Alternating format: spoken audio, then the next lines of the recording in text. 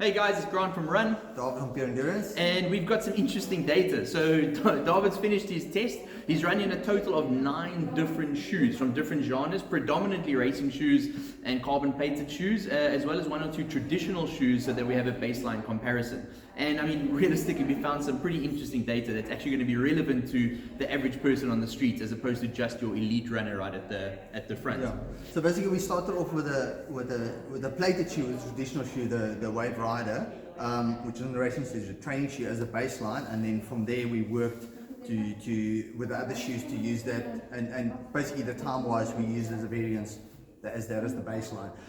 So we use that. I've used traditional running shoes, racing shoes, and carbon plated shoes, composite plated shoes, TPU or plastic plated shoes, and then just a stacked height or high stack shoe without a plate, just to have all the criteria in there so we can compare. Absolutely. So I mean, the thing was that David ran all of the shoes at a perceived effort of 7 on his Polar. So most all of the shoes are run between 4:15 and 4:30 a kilometer, and that was so that we could actually measure heart rate, watts, perceived level of exertion, and not just look at time as a specific variable, because we wanted to see how these shoes relate to your average runner and average running speed as opposed to 2 minutes per kilometer for your elite. Yeah, and it was done on a circular course, on a lap course. So every shoe was run the same course.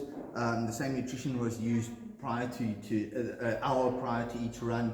A packet of cheese, 160 calories, and about 250 milliliters of water. Just the baseline of energy is put there as well, and we obviously looked at calories burned, etc. So to see what's the most efficient shoe. Absolutely. So David's going to go through all the technical aspects of some of the different products and do some of the comparisons. But I mean, the 4 major things that we found actually would benefit the average guy was that a reduction in weight in the shoe obviously translated into a faster time. Now that's been known for a while. We know that every 100 grams that we reduce in weight under the pendulum, under the knee, makes the footwear more efficient.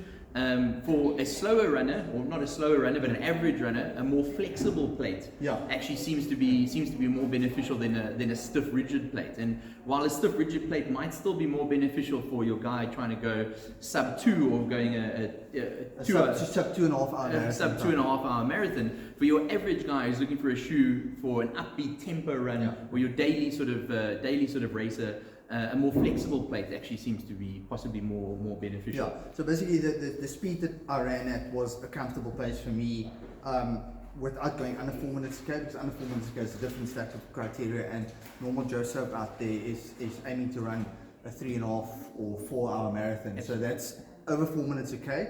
So under 4 minutes a k, that's a different test that we can do, but we've got some feedback on that obviously a stiffer plate is more beneficial there, but that's going to more elite side than the majority of the runners out there. So for me personally, I found that obviously fit becomes a very important aspect of the shoe. So the shoe fits better. The shoe, the feedback that you get at the midsole, and actually kind of it motivates you and you want to run faster with a shoe. So basically, there's a lot of criteria and a lot of information that we got out of it, but basically from all the shoes that are out in the market at the moment, we found that the Saucony Endorphin Speed, which is not a carbon, which is a composite or TPU plated shoe, is actually the fastest out of all the shoes that we tested. And that's compared to a Nike, compared to a Meta Racer, compared to Hoka's, etc. And we're talking about shoes that are more or less between 2.5 to 3,500 rand price point. Absolutely. We didn't want to compare anything at the 5,000-6,000 rand price point for shoes, because that's just not accessible to your traditional athlete.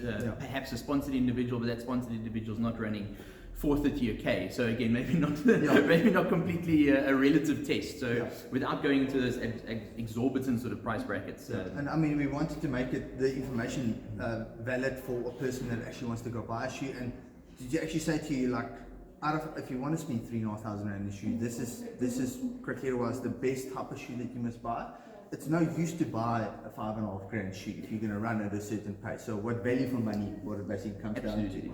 So strangely enough, so like I said, with all the criteria, with the wattage, heart rate, so obviously with higher wattage, lower heart rate, and faster speed it shows more economic. Makes you more efficient as a brand. So the Saucony was tops. Shortly followed by that was the Hoka Rocket X. We didn't use that. What was the other one? The Carbon X. Yeah. Carbon X. We didn't use that one because this is more of a traditional or more of a racing shoe than the other one. And then thirdly to that, compared to some of the other shoes, was the Mizuno Aero, which is actually it's a plated shoe, but it's a lower stack up, more traditional feeling plated shoe. And I mean at like $2,500, less than $2,500 retail, it's actually a very good value for money. It just depends what you want at the end of the day out of the shoe. So David also did test a prototype of a shoe which was a little bit quicker than everything else, but that shoe's only going to launch later in the year. Second half of the year, there's a limited amount coming into the country. Run Store will probably most likely have some of them. Once that launches, we'll put that data out there. But basically what it all comes down to at the end of the day is higher stack height, more traditional drop, absolutely, flexible plate is where you find the benefit. And lightweight. Yeah, and lightweight. That's where you find the benefit out of it. It just comes down to basically at the end of the day what fits on your foot, what you feel more comfortable. Some of the shoes are narrower, some of them are wider. And I actually felt that some of the plated shoes, it's too narrow for me, and I've got quite a traditional shaped foot and size foot, that actually hampers performance. So at the end of the day, what is comfortable actually is one of the leading criteria for any shoe's performance. Absolutely. We've always said fit and feel probably above anything else. Don't buy a shoe on a brand or a perceived benefit from the shoe if it's actually not going to fit your foot or work for your needs. Yeah. And guys, also just to remember here, all these shoes, none of it was sponsored. Everything was purchased. I paid for all of the shoes myself. It's nothing. So we're not telling you being biased towards a specific brand. It was purchased. It was purely the test was done to give you, as the consumer, the best data. Yeah, absolutely. So like you said, we'll do some more tests. We're going to do some gait analysis on some of the shoes and do some comparatives there. Later in the year, we'll reveal that prototype shoe that was running as well. We'll review some of the test data from that as well. But we hope that you at least found some of the stuff interesting. Please comment, ask us questions. We've got some other information that we can share, some of the actual stats, but we don't want to go into all of that. Yeah, it's going to take too long. And I mean, if you want more of the information, you can come in. You can speak to Grant as well to get. He knows all the shoes that were tested, or you can speak to me when you see me around. Awesome, guys. Thank you very much. Have a good day. Keep watching.